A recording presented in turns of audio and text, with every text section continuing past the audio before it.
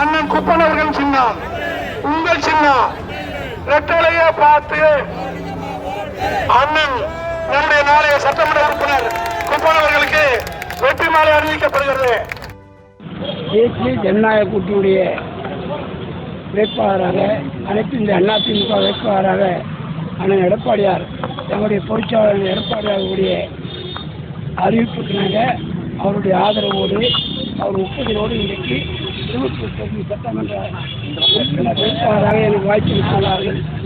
அவருக்கு என்னுடைய நன்றியை நான் முதலில் தெரிவித்துக் கொள்ள கடமைப்பட்டிருக்கிறேன். மனம் எப்படி இருக்கு? வெற்றிகள் எடுத்துக்கிட்டு போய் மக்களை சந்திச்சிருக்கீங்க, எப்படி பார்க்குறாங்க? நீங்கள் எல்லாம் பத்திரிகை உங்களுக்கே களத்தை பற்றி தெரியும், நான் சொன்னேன்னு அவசியம் கிடையாது.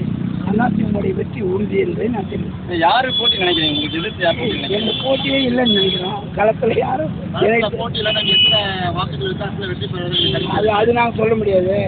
எவ்வளோ வித்தியாசன்றதை 23ஆம் தேதி நடக்குது. மே 4ஆம் தேதி ரிசல்ட்டில் நீங்கள் அதை பார்த்துக்கலாம்.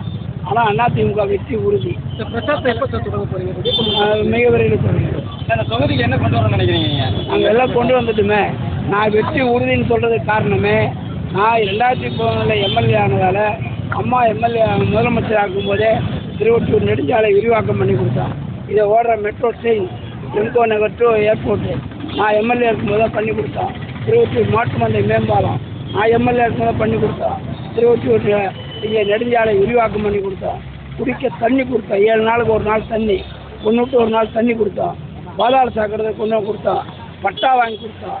74 வருடத்துக்கு பிறகு திருவொற்றியூர் வடிவடம்மன் கோயிலில் தேரை நான் பிறந்து கூட நான் பார்த்ததில்லை. ஒரு உடஞ்ச தேர் தான் நான் தேர்களில் பார்த்துருக்கேன். ஆனால் இன்றைக்கி அந்த தேரை 75 வருஷத்துக்கு அப்புறம் ஓட வச்ச பெருமை புரட்சித் தலைவி அம்மாவுடைய ஆட்சியில் அம்மாவுக்கும் நான் எம்எல்ஏ இருந்தேன். நான் செஞ்சு கொடுத்தேன்றதை பெருமையாக சொல்லிக்கிறேன். மக்கள் என்ன மாதிரி கோரிக்கை வச்சுருக்காங்க? இப்போ என்ன திட்டங்கள் வேணும்னு கேட்குறாங்க? எல்லாத்தையும் முடிச்சிட்டேன்னு நினைக்கிறேன். எனக்கு அப்புறம் வந்தவங்களாம் ஒன்றும் பண்ணல. நான் கொண்டு வந்த கல்லூரிக்கு பில்டிங் கட்டி கொடுத்துருவாங்க, வாழ்த்துக்கள். நான் வேணான்னு சொல்லலை. நான் கொண்டு வந்த கல்லூரி, நான் கொண்டு வந்த தாலுக்கா ஆஃபீஸு, நான் கொண்டு வந்த நூலகம், நான் கொண்டு வந்த ரோடு விரிவாக்கம், நான் கொண்டு வந்த மெட்ரோ ட்ரெயின், நான் கொண்டு வந்த குடிநீர் திட்டம், நான் கொண்டு வந்த ட்ரெயினேஜ், நான் கொண்டு வந்த பட்டா தாசில்தார் ஆஃபீஸு, எண்ணூருக்கு ஒரு தாசில்தார் ஆஃபீஸு, மணலிக்கு 50 வருஷம் இல்லாத பட்டா, 50 ஆண்டு காலம் இல்லாத பட்டா வாங்கி கொடுத்தேன். சின்ன சேக்காடு 50 ஆண்டு இல்லை பட்டா, மணலிக்கு பாதாள சாக்கடை திட்டம், எண்ணூருக்கு 86 கோடியில் பாதாள சாக்கடை திட்டம், அன்னை சிவாமலை 8 கோடியில் பாதாள சாக்கடை திட்டம், மணலிக்கு 44 கோடியில் பாதாள சாக்கடை திட்டம், சின்ன சேக்காடு 22 கோடியில் பாதாள சாக்கடை திட்டம், சின்ன சேக்காடில் 11 கோடியில் குடிக்க தண்ணி கொண்டு வந்து கொடுத்தேன். மணலிக்கு 22 கோடியில் குடிக்க தண்ணி.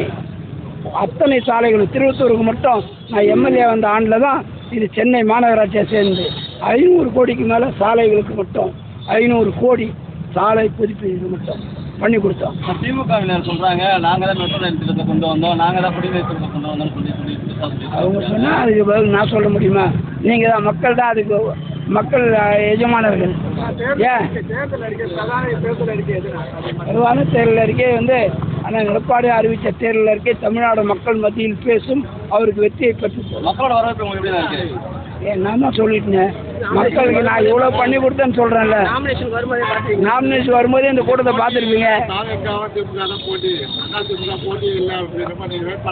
மே 4ஆம் தேதி தெரியும் யார் யாருக்கு போட்டி, யார் ஜெயிச்சாங்கன்னு தெரியும் உங்களுக்கு.